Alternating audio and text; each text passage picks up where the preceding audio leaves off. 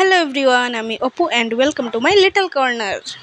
সকাল সকাল ঘুম থেকে উঠে সেটা আমার প্রথম কাজ বিছনা ওঠানো, যেটা আমার উঠাইতে একটু ভালো লাগে না, কারণ আমি আলসা, কিন্তু বাধ্যতামূলক উঠাইতে লাগে।